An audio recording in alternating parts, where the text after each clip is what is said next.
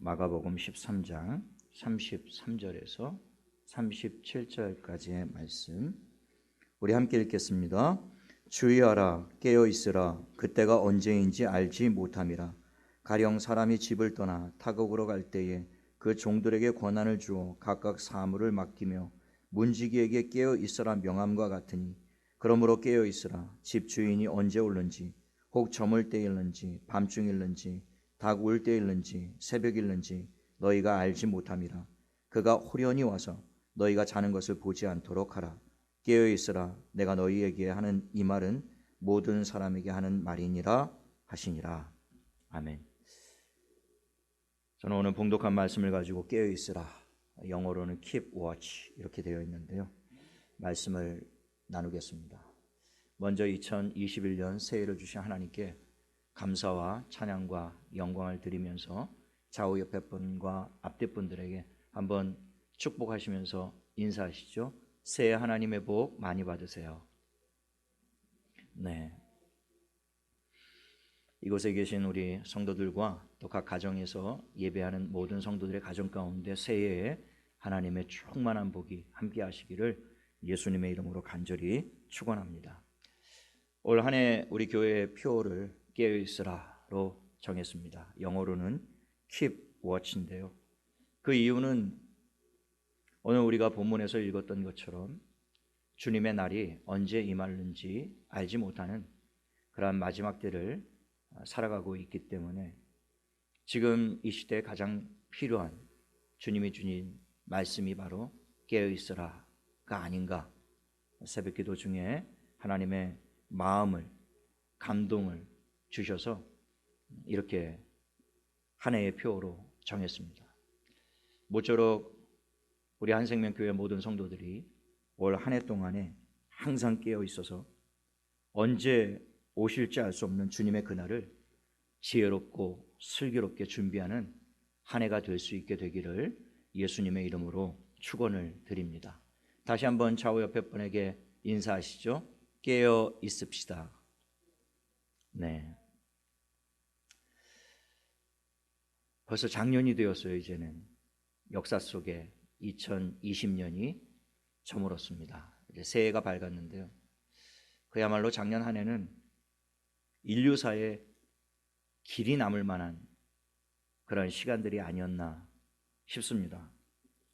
코로나19는 아마 인류사의 가장 큰 전염병 사건 중에 하나로 기록이 될 것이라고 생각이 듭니다. 작년 한 해 동안 전 세계적으로 8,200만 명이 감염이 되었고 또 180만 명의 사망자를 낸 그야말로 초유의 사건이었고 초유의 재앙이었습니다. 그러나 더 안타까운 것은 아직도 끝나지 않았다라는 것이고, 새해가 밝았음에도 불구하고 언제 이것이 완전히 끝날 수 있을지를 기약할 수 없기에 마냥 새해를 맞이하는 우리의 마음이 들떠 있고 기뻐할 수만은 없는 그런 엄중한 상황이 아닌가 싶습니다. 그래서 지금 이 시간 이 예배를 드리는 우리 모두의 새해 소망은 한 가지로 귀결되지 않을까, 그런 생각이 듭니다. 예수를 믿는 자나 믿지 않는 사람들이나 새해 소망은 하나일 것 같아요. 이 코로나19가 정말 올 한 해에는 속히 종식되어서 더도 말고 덜도 말고 코로나19가 일어나기 이전과 동일한, 그저 많은 것 바라지 않으니 그냥 그 평범한 일상, 그것이 참 다시 회복됐으면 좋겠다. 우리가 마스크 벗어던지고 정말 마음껏 손잡고 마음껏 서로 안아주고 함께 식사하고 웃고 떠들고 차 마시고, 그런 시간을 우리가 언제 보냈나 아득한데요, 올 한 해는 정말 그런 일상의 평범한 일들이 다시 한번 우리 가운데 회복되어지기를 모든 사람들이 지금 간절히 염원하고 있을 것입니다. 지난 한 해는 하나님께서 지금까지 우리에게 베풀어 주셨던 그 평범한 일상들이 결코 평범한 것이 아니었음을, 그것이 얼마나 소중하고 특별한 하나님의 은혜와 선물이었는지를 깨닫는 한 해였던 것 같습니다. 부디 새해에는 하나님께서 다시 한번 우리의 이 평범한 그 일상들을 회복해 주시기를 간절히 소망하는 마음으로 이 시간 하나님을 바라보는 저와 여러분이 되어지기를 예수님의 이름으로 부탁을 드립니다. 오늘 우리가 읽은 본문 말씀은 예수님이 제자들에게 주의 재림에 관한 말씀을 가르치시면서 그 마지막 결론 부분에 내리신 말씀이 오늘 저와 여러분이 읽은 말씀입니다. 33절로 37절까지 5절의 말씀인데요, 그 5절의 말씀 가운데 깨어있으라는 말이 4번 반복되어 있습니다. 36절에는 깨어있으라는 말이 없지만 잠들지 말라라는 의미로, 동일하게 깨어있으라는 의미로 주님이 말씀하신 거예요. 33절로 37절까지 5절이지만 매 절마다 주님은 잠들지 말고 깨어있으라 거듭 반복해서 말씀을 하고 계십니다. 그만큼 주님은 그날을 항상 깨어서 준비하며 살아야 함을 우리에게 가르치고 계시는 것이죠. 말세를 살아가는 성도의 지혜로운 삶이 무엇입니까? 그날을 준비하며 사는 것입니다. 항상 깨어서 그날을 준비하며 고대하며 기다리며 사는 것이 슬기로운 삶이고 지혜로운 삶인 것이죠. 그래서 주님이 제자들에게 항상 깨어서 그날을 준비하라, 그렇게 말씀을 하시고 계시는 것입니다. 성경에서 깨어있으라 이 말씀은 대부분 잠들지 말라 그런 의미로 사용되고 있음을 보게 돼요. 영어 성경에는 keep watch 이렇게 되어 있는데요, 그 사전적인 의미는 감시하다, 철야하다 이런 뜻이에요. 그러니까 파수꾼이, 성을 지키는 파수꾼이 밤새 잠들지 않고 깨어서 그 적들의 동태를 감시하는 상태, 그것이 바로 keep watch입니다. 깨어 있는 것이에요. 이 파수꾼이 잠들면 정말 큰일 납니다. 성 안에 있는 모든 사람들의 생명이 이 한 사람이 깨어 있느냐 잠드느냐에 따라서 그 운명이 결정되기 때문에 파수꾼은 어떤 일이 있어도 졸거나 잠들거나 해서는 안 되는 것이죠. 반드시 깨어 있어야 된다라고 하는 것입니다. 주님은 마치 파수꾼이 아침이 오기를 기다리며 적들의 미세한 그런 동태까지도 감시하며 깨어서 살피는 것처럼 주님이 오실 날을 그렇게 늘 감시하며 깨어있는 태도로 그날을 준비하며 살아야 된다라고 말씀하신 것이죠. 예수님이 마지막 십자가 지시기 전에 겟세마네에서 기도하시면서 제자들에게 시험에 들지 않도록 깨어있으라 말씀하셨습니다. 주님은 그 십자가를 앞에 두고 우리의 구원을 위해, 마지막 사명을 위해 하나님 앞에 기도하실 때 그 땀이 변하여 핏방울이 되었다라고 기록하고 있어요. 그냥 피땀을 쏟아가며 그의 모습이 얼마나 처절했는지 모릅니다. 피와 땀과 눈물이 뒤섞여서요, 온몸이 피와 땀과 눈물로 적셔졌던 처절한 기도의 시간에 주님은 제자들에게 너희도 나와 함께 깨어 있어라 말씀하셨습니다. 나와 함께 깨어서 기도하라. 시험에 들지 않도록 기도하라. 그렇게 말씀하셨죠. 예수님은 3번이나 제자들을 깨우셨습니다. 깨우고 또 깨우셨죠. 그러나 결국 제자들은 전부 잠들고 말았습니다. 이들은 그냥 육신이 피곤해서 육신적으로만 잠들어 있었던 것이 아니에요. 영적으로 이들은 깊이 잠들어 있었던 것입니다. 영적으로 대단히 둔감했던 겁니다. 자기의 스승이 그 십자가를 앞에 두고 죽음을 앞에 두고 고난을 앞에 두고 피땀을 쏟아가는, 여느 때도 주님이 그렇게 기도하셨지만 겟세마네의 기도는 아주 특별하셨습니다. 성경에 예수님이 기도하셨다는 기록이 굉장히 많이 있지만 어느 기록도 예수님이 피땀을 흘려가며 기도하셨다는 기록은 없거든요. 그러니 제자들도 지금 예수님이 특별한 상황, 특별한 기도를 드리고 계시는구나, 얼마나 간절히 기도해요. 저도 지난주에 이 새해를 놓고 또 이 전염병을 놓고 우리 성도들을 위해서 기도하면서요, 그렇게 간절하게 한 것 같지 않은데요, 조금 부르짖었는데요, 제 아내가 깜짝 놀라요. 당신 눈 터졌다라는 거예요. 이 거울에 비춰봤더니 눈에 실핏줄이 다 터져가지고 한쪽 눈이 시뻘겋게 변했더라고요. 조금 간절하게, 평소보다 조금 간절하게 기도했는데 눈에 핏줄이 터지더라고요. 그러니 주님이 얼마나 간절히 기도하셨으면 땀이 전부 피로 변할 정도로 기도하셨을까요?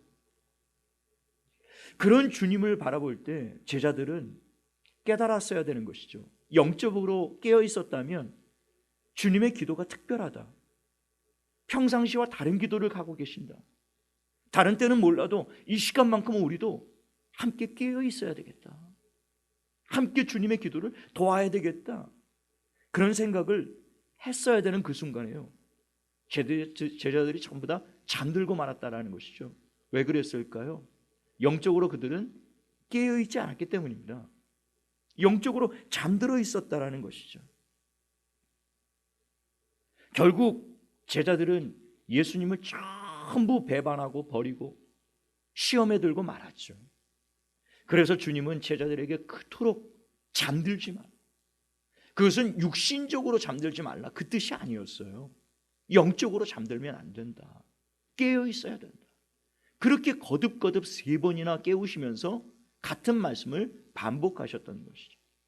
마지막 때를 살아가고 있는 성도들이 깨어있지 않으면 오히려 이렇게 잠들 수밖에 없습니다.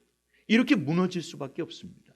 시시때때로 예수님을 부인하고 배반하는 삶을 살아갈 수밖에 없어요. 영적으로 잠들면 그렇다라는 것입니다. 그래서 주님은 깨어있으라 말씀하시는 것이죠. 예수님이 제자들에게 그날은 도둑같이 올 것이다 그렇게 말씀하셨어요. 주의 강림은, 주의 재림은 도둑같이 임하게 될 것이다 라는 것이죠. 그렇기 때문에 깨어 있어야 된다라고 오늘 본문에서 여러 차례 강조를 하고 계시는 거예요. 도둑을 막을 수 있는 가장 좋은 방법은 잠들지 않고 깨어 있는 것입니다. 그 방법보다 더 좋은 방법은 없는 거예요. 도둑이 들어오려고 할 때 거기 누구요? 이 한마디면 도둑이 혼비백산해서 그냥 달아나 버리는 것이죠. 야, 주인이 깨어 있구나, 주인이 잠들지 않았구나. 이 도둑은 깊은 밤중에 집 주인과 모든 사람들이 다 잠들어 있겠지. 그리고 몰래 들어가려고 하다가 잠들지 않았음을 깨달으면 도둑이 한 길로 왔다 7길로 그냥 물러가게 되는 거예요. 아주 간단한 것입니다. 주님은 이와 같이 주님이 오실 날을 잠들지 말고 깨어서 준비하라 라고 말씀하고 계시는 것입니다. 주님이 잠들지 말라, 성경에서 잠들지 말라 이런 말씀이 참 많이 나오는데요, 성경에서 잠은 종종 죽음을 의미합니다. 그 이유는 잠과 죽음이 아주 닮아있기 때문에 그래요. 그래서 우리도 종종 아주 깊이 곤히 잠든 사람을 보고 야, 참 죽은 듯이 잔다 이런 말을 사용하지 않습니까? 가끔 깊이 잠든 남편이나 아내를 보고 깜짝 놀라서 야, 이거 죽은 거 아닌가 싶어서 이렇게 코에다가 손가락 대본 경험들이 한두 번쯤은 다 있을 겁니다.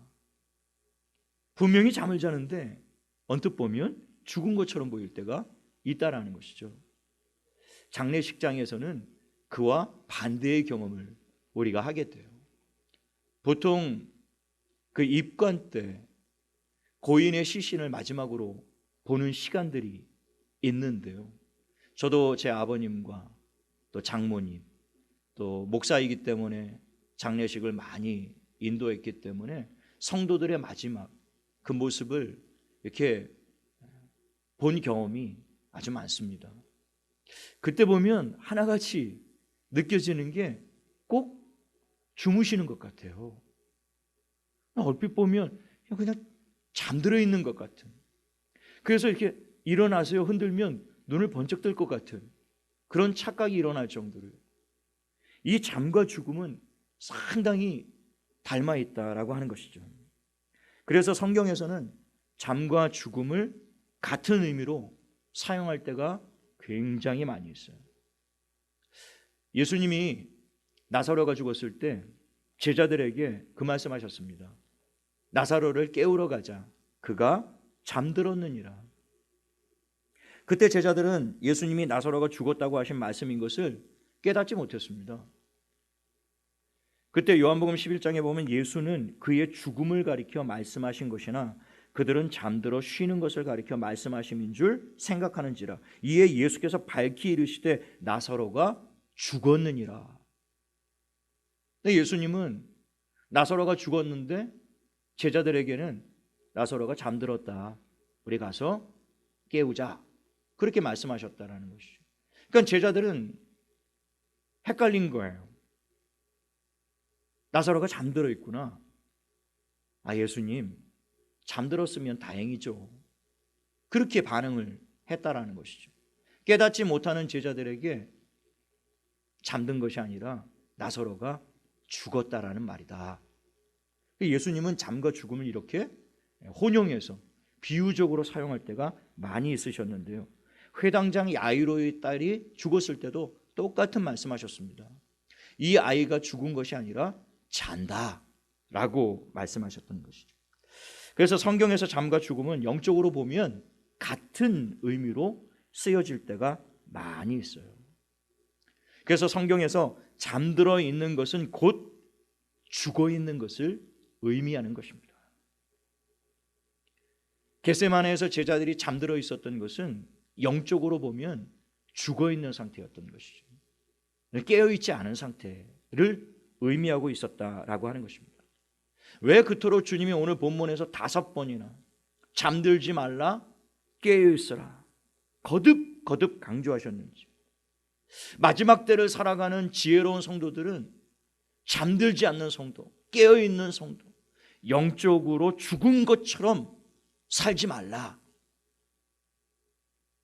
이것을 가르치기 위함이었습니다. 그게 깨어 있는 것입니다. 이게 잠과 죽음은 언뜻 보면 아주 흡사해 보이지만요, 사실은 구분할 수 있는 방법은 아주 간단합니다. 잠과 죽음을 구분할 수 있는 방법은 한 가지예요. 흔들어 깨워보면 압니다. 깨워서 일어나면 그 살아있는 거예요. 아무리 흔들고 깨워도 일어나지 않으면 그게 죽은 것이죠. 영적으로도 마찬가지입니다. 영적으로 살아있는 자와 죽은 자를 구분할 수 있는 방법은 바로 이것이에요. 흔들어 깨워보면 안다라고 하는 것이죠. 영적으로 깨어있는 상태는 말씀을 들을 때 반응이 일어나는 것을 의미합니다. 말씀이 귀에 들리는 것이죠. 성령이 흔들어 깨우실 때 눈을 번쩍 뜨는 것입니다. 성령이 말씀하고 계시는 거예요. 주님이 지금 말씀하고 계십니다. 내게 말씀하시는 것입니다. 똑같이 말씀을 듣는데도요, 그렇게 내게 주시는 말씀이고 마음에 찔림도 있고 깨달음도 있고 마음에 새로운 결단이 일어나고, 우리가 주의 말씀을 들을 때 가슴이 뜨거워지지 않더냐, 가슴이 막 뜨거워지기도 하고, 그래서 삶의 변화가 일어나게 되고 삶의 거룩한 열매들이 하나하나 맺어져가는 삶, 그게 바로 영적으로 살아있는 사람을 의미하는 것입니다. 그 사람이 깨어있는 사람인 것이죠. 그러나 영적으로 잠들어 있는 상태는 그와는 완전히 정반대 현상들이 일어나는 것입니다. 성령이 아무리 흔들어 깨워도 반응이 없습니다. 아무리 말씀을 외쳐도 반응이 없어요. 말씀을 들어도 깨닫는 것도, 마음에 찔리는 것도, 결단이 일어나거나 삶의 변화가 전혀 나타나지를 않는 것이죠. 그냥 매일매일이 그냥 똑같을 뿐이에요. 새로운 변화나 결단이나 마음의 찔림이나 각오나 어떤 회개나 어떤 결단이나 신앙의 열매들이 전혀 나타나지 않는 것, 그것이 바로 영적으로 죽어 있는 것이죠. 소아시아 7교회 중에 영적으로 죽어 있는 교회가 있었습니다. 바로 사대 교회였는데요. 그 사대 교회는 주님으로부터 굉장히 무서운 책망을 받았습니다. 내가 살았다 하는 이름은 가졌으나 죽은 자로다. 사대 교회는 자신의 실상을 전혀 알지 못했습니다. 스스로는 살아있는 자라고 굳게 믿고 살고 있었던 거예요. 그러나 그것은 이름뿐이었다라는 것입니다. 주님은 그들에게 너희는 이름뿐이다. 살았다는 이름, 그 이름뿐이야. 그들의 영적 실체는 죽은 자와 같았다라는 것입니다. 너희의 겉모습은 살아있는 것처럼 보이지만 너희의 영적 상태는, 실체는 죽어 있는 것이죠. 왜 그렇습니까? 깨어있지 않았기 때문인 것입니다. 그래서 주님은 계시록 3장 2절에 너는 일깨어 라고 말씀하세요. 영어 성경에는 wake up 이렇게 되어 있습니다. 깨어 일어나라, 그 말씀이에요. 잠들어 있었다라는 것이죠. 사대교회는 영적으로 깊은 잠에 빠졌던 그런 교회였습니다. 말씀을 들어도 전혀 반응하거나 깨닫지 못하는 교회였던 것이죠. 그래서 가장 먼저 사대교회가 해야 될 일은 깨어서 일어나는 것이었습니다. 그래서 주님이 깨우신 거예요. 너는 깨어 일어나서 회개하고 온전한 행위를 가지라, 그렇게 말씀하십니다. 온전한 행위를 가지라. 이름만 교회, 이름만 그리스도는 아니라 그 이름에 합당한 행위, 합당한 믿음의 삶, 말씀대로 순종하고 믿음대로 살고 그런 삶을 사는 것이 잠들지 않는 삶, 깨어있는 삶이다 라고 주님이 말씀하고 있는 것입니다. 그러므로 말씀대로 살지 않는 것이, 그게 잠든 삶입니다. 영적으로 잠들어 있는 상태예요. 깨어있지 않은 상태입니다. 나가서 죽어있는 상태인 것이죠. 말씀을 듣기만 하고 전혀 말씀에 반응하거나 그 말씀에 순종하지 않는다면 그것은 영적으로 죽어있는 것과 다를 바가 전혀 없다라는 것이죠. 그러므로 저와 여러분이 올 한 해 사대교회처럼 살았다 하는 이름만 가지고 죽은 자처럼 사는 것이 아니라 살아있는, 잠들지 않는, 깨어있는 그런 삶을 사는 한 해가 되시기를 예수님의 이름으로 축복합니다. 오늘 36절에 그가 호련히 와서 너희가 자는 것을 보지 않도록 하라. 호련히, 영어에는 suddenly 이렇게 되어 있습니다. 주님이 오실 때 미리 사인 주고 오시면 참 좋겠는데요. 몇 년, 몇 월, 며칠, 그러면 그 시간에만 다 깨어 있으면 얼마나 좋겠습니까? 그런데 갑자기 느닷없이, 예고 없이, 물론 징조나 사인들은 보여주시겠다라고 말씀을 하셨어요. 그런데 그 날과 시는 정해주지 않으셨습니다. 그러니까 느닷없이, 갑자기, 예고 없이, 전혀 예측할 수 없는 상황에서 그날을 우리는 맞이하게 될 거라는 거예요. 그래서 주님은 깨어있으라고 말씀하시는 것이죠. 주님이 오셨을 때 영적으로 잠들어 있는 것은 굉장한 수치와 부끄러움이 될 것이기 때문에, 주님이 오셨을 때 영적으로 잠들어 있는 자, 영적으로 깨어있지 않은 자들은 주 앞에 굉장히 큰 사대교회와 같은 책망을 받게 될 것이라고 주님 말씀하고 계세요. 그러니 그날이 오기 전에 깨어있으라는 겁니다. 깨어나라는 거예요. 주님이 언제 오실지 알 수 없지만 언제 오시든지 저와 여러분이 영적으로 잠들어 있는 상태에서 주님 앞에 서지 않게 되기를 간절히 바랍니다. 언제 오시든지 항상 깨어서 주님을 맞이하는 저와 여러분 될 수 있게 되기를 예수님의 이름으로 부탁을 드립니다. 작년 한 해 동안 참 우리는 어려운 시간들을 보냈어요. 특별히 깨어있기가 참 어려운 시간을 보냈습니다.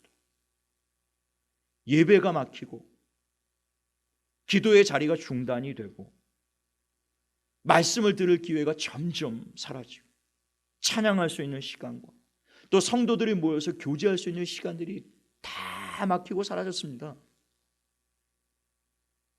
그러니 점점 스스로 홀로 고립되는 상황 가운데서요, 이게 깨어있다라는 것이 얼마나 힘들고 어려운 일인지, 혼자는 쉽게 넘어지고 두 사람은 능히 당하니 삼겹줄은 쉽게 끊어지지 않는다. 주님도 우리에게 연합을 말씀하셨습니다. 마지막 때로 갈수록 모이기를 힘쓰라고 말씀하셨습니다. 모이면 힘이 나거든요. 위로가 되거든요. 또 성도들이 만나서 서로 말씀으로 교제하고 서로 함께 기도하고 함께 격려하고 그러다 보면 또 용기가 생기고 위로가 되고 힘이 되고 또 교회가 모여서 함께 한 주간 힘이 없다가도 함께 말씀 듣고 또 찬양하고 함께 기도하고 서로가 서로를 위해 중보기도 하고 그러다 보면 회복이 일어나고 다시 깨어있게 되고 내가 정신 차려야 되겠구나, 내가 다시 깨어있어야 되겠구나, 그렇게 결단도 하게 되고 기쁨도 회복되고 소망도 회복되고 능력도 회복되고 은사들도 부릴 듯 일어나고 그럼 세상 가운데 다시 한번 살아갈 수 있는 용기와 힘이 생기게 되는 것인데요, 작년 한 해 동안은 그 모든 것들이 철저하게 차단되는 그런 상황을 살다 보니까 모르긴 몰라도 참 많은 성도들이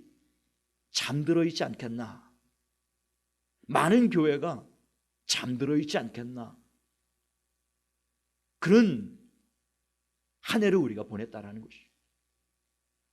그래서 올 한 해에 주님이 이 시점에서 우리에게 깨어있으라고 하시는 이 말씀은 그래서 우리가 마음에 새기고 귀에 담아야 될 말씀이라고 생각합니다. 주님은 이 시대의 교회가, 이 시대의 성도들이 깨어있기를 원하십니다. 작년 한 해 동안에 상황 때문에, 환경 때문에, 문제 때문에 정말 어쩔 수 없이 우리의 신앙이 이렇게 저렇게 흔들렸다면 새해에는 마음을 새롭게 하고 결단을 새롭게 하고 성령이 주시는 음성에 반응을 하고 깨어있기를 주님이 원하시는 것이죠. 계시록에 보면 사대교회와 같은 교회가 또 하나 있습니다.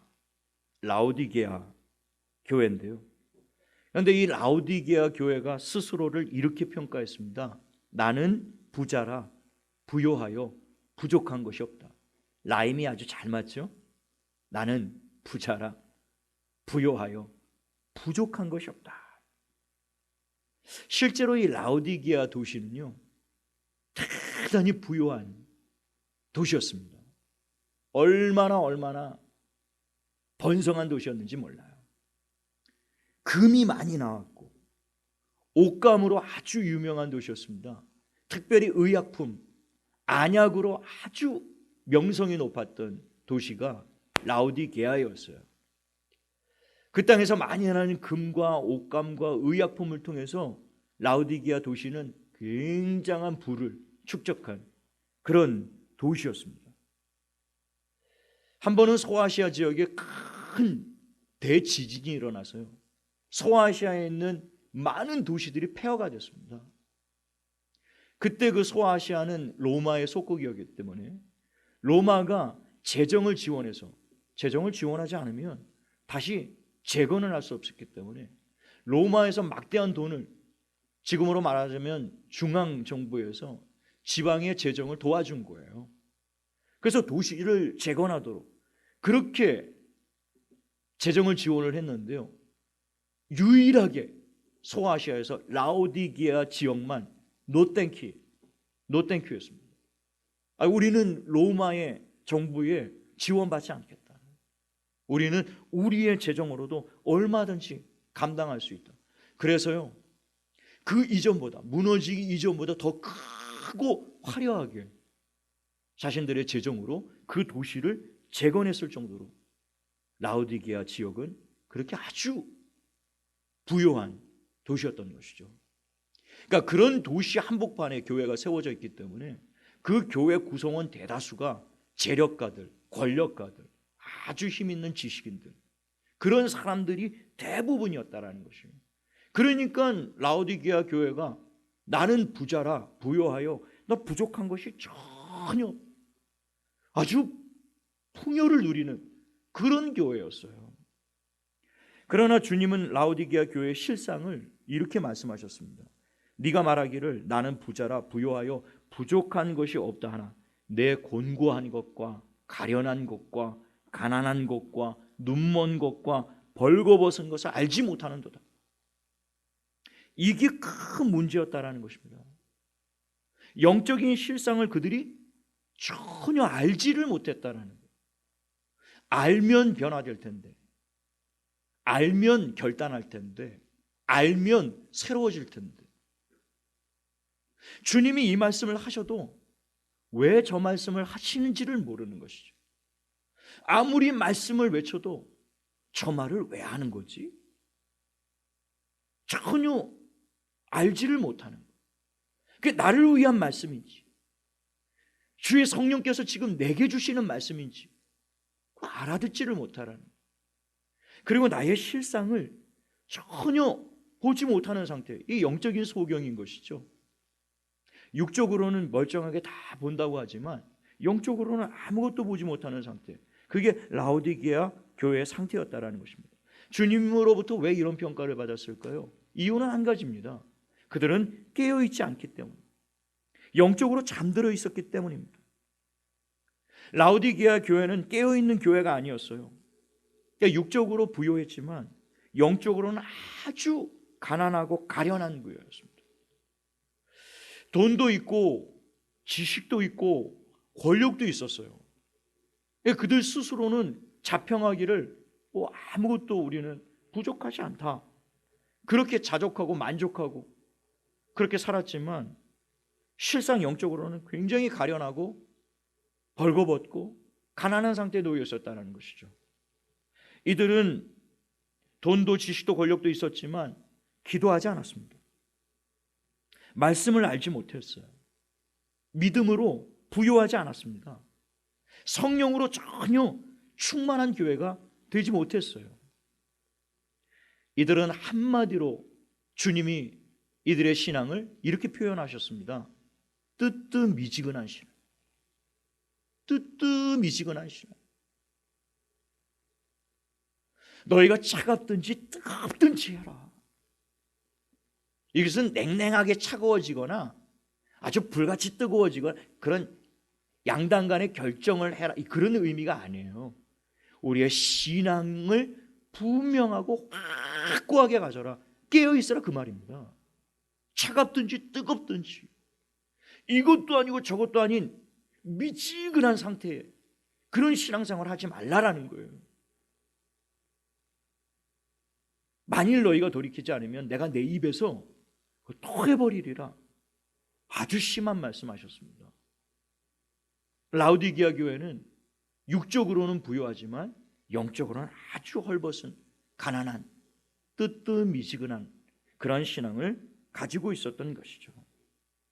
주님은 그런 라오디게아 교회가 영적으로 다시 깨어나도록 권면하십니다. 계시록 3장 18절에 내가 너를 권하노니 내게서 불로 연단한 금을 사서 부요하게 하고 흰옷을 사서 입어 벌거벗은 수치를 보이지 않게 하고 안약을 사서 눈에 발라 보게 하라. 참 주님의 이 말씀이요, 당시 라오디게아 지역의 그 상황을 염두에 두시면서 하신 거예요. 불로 연단한 금을 사서 부요하게 하라. 너희는 지금 육신에 금이 있다고, 야 우리는 부자다, 그렇게 이야기하고 있지만 성경에서 금은 믿음을 상징하거든요. 너희 믿음은 완전히 가난한 믿음이다. 유약한 믿음이다. 그러니 불로 연단한 금을 사서 부요하게 되라. 육신의 그 금 말고 하나님으로부터 금과 같은 믿음, 정결한 믿음, 뜨거운 불 같은 믿음, 그거 구해서 회복해야 된다. 그렇게 말씀하신 것이죠.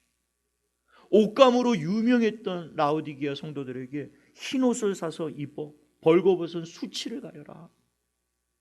너희가 겉으로는 아주 화려한 옷을 입고 있다마는 온갖 유명한 브랜드의 옷을 다 걸치고 있지만 네 영적인 실상은 벌거벗은 자.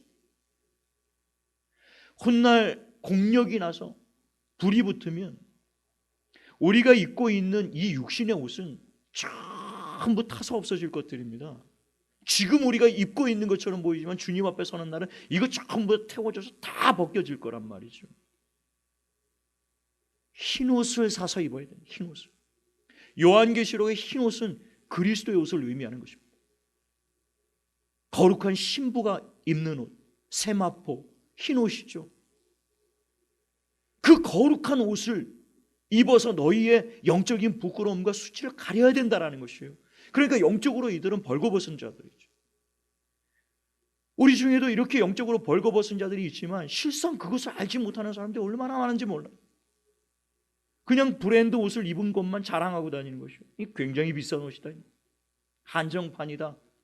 이러고 살아가는 인생들이 얼마나 많이 있는지 몰라요. 그리고 안약을 사서 눈에 발라 보게 하라는 거예요. 제가 서두에 이 라오디게아 도시는 안약으로 유명한 도시라고 말씀하시죠. 그래서 눈의 질병을 잘 고쳤습니다.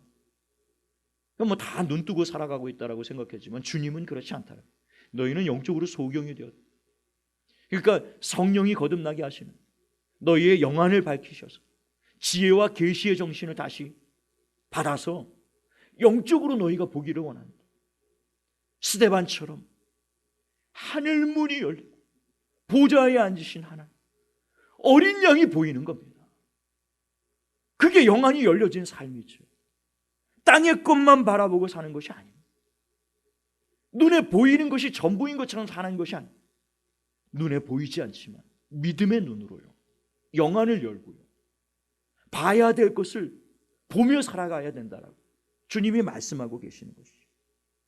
주님은 라오디게아 교회가 영적으로 부요하고 깨어있는 교회가 되라고 말씀을 하고 계시는 거예요. 주님은 이 땅에 있는 모든 교회가 이렇게 잠들지 않고 깨어있는 교회가 되기를 간절히 원하고 계십니다. 저와 여러분이 항상 깨어있기를 주님이 원하고 계세요. 깨어서 그날을 준비하는 저와 여러분들이 되어지기를 바랍니다. 주님은 깨어있으라, 깨어있으라. 예전에 어떤 목사님의 일화를 들은 적이 있는데요, 이 목사님은 잠자리에 들기 전에 항상 양복을 입고 잠자리에 드시는 분이 계셨다라는 이야기를 들었어요. 그냥 집에서 편하게 지내시다가 잠자리에 드시기 전에는 항상 양복을 다 갖춰 입고 넥타이까지 다 하고 그리고 잠자리에 드셨다라는 거예요. 이유는 두 가지 때문이었는데요. 새벽 기도 때문에 새벽에 일어나서 머리 단정히 빗고 새벽 기도 인도하기 위해서 미리부터 준비하시느라고 그렇게 평생을 철저하게 사셨다라는 말씀을 들었습니다. 근데 진짜 이유는 그 다음이었어요. 이 목사님은 잠자리에 드실 때마다 오늘 밤에라도 혹시 주님이 오시지 않을까?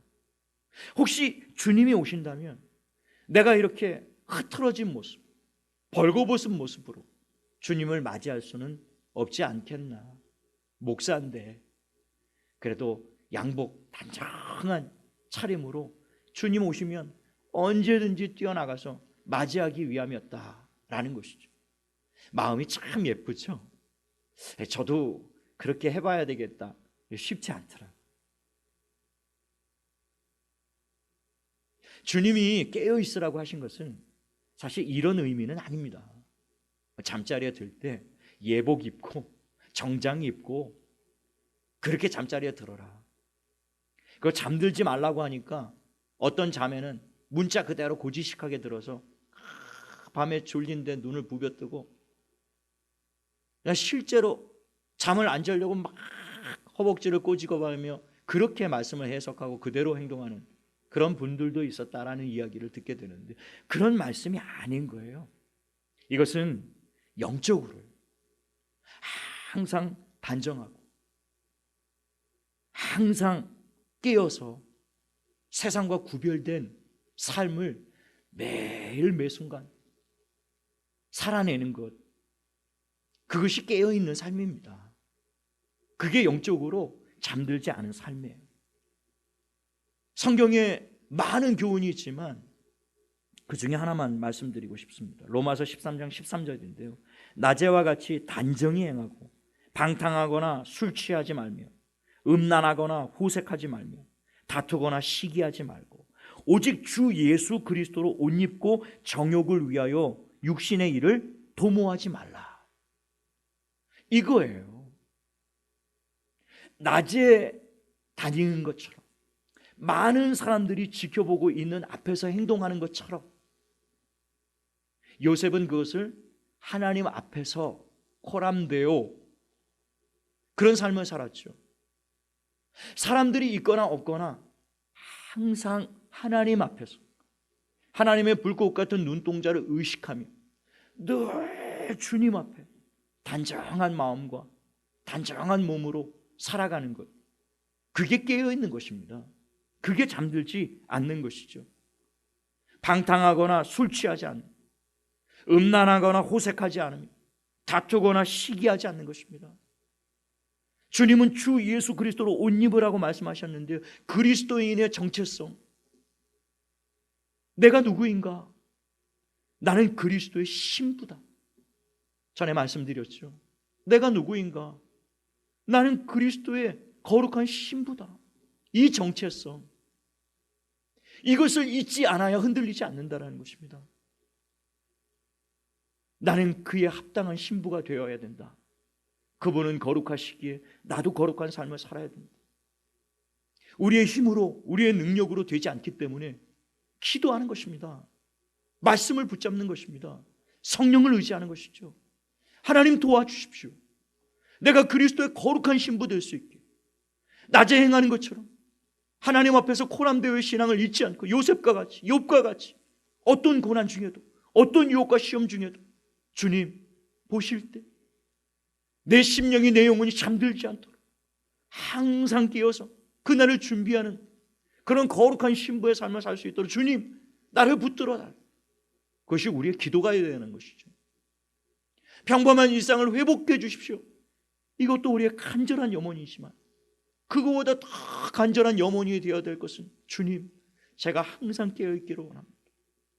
주님 앞에 항상 깨어있는, 우리가 항상 깨어있는 삶을 살면요, 우리 삶 가운데 아무리 큰 환난과 시험이 있어도 그것은 더 이상 우리에게 환난과 고난과 시험이 될 수 없습니다. 주님과 동행하면요, 주님 앞에 서 있으면요, 주님이 함께 하신다는 그 확신과 믿음 속에서 하나님과 매일매일을 동행하면요, 하늘이 무너지고 땅이 무너지고 이 세상에 그 어떤 환난이, 어떤 시험이 닥쳐와도요, 우리는 평안할 수 있고 우리는 참된 안식을 누릴 수 있습니다. 주님과 함께하는 삶이 그런 삶 아니에요. 요셉이 그 환난과 시험과 억울한 누명을 쓰고 옥살이를 13년 했지만요, 그는 요동하지 않았습니다. 흔들리지 않았어요.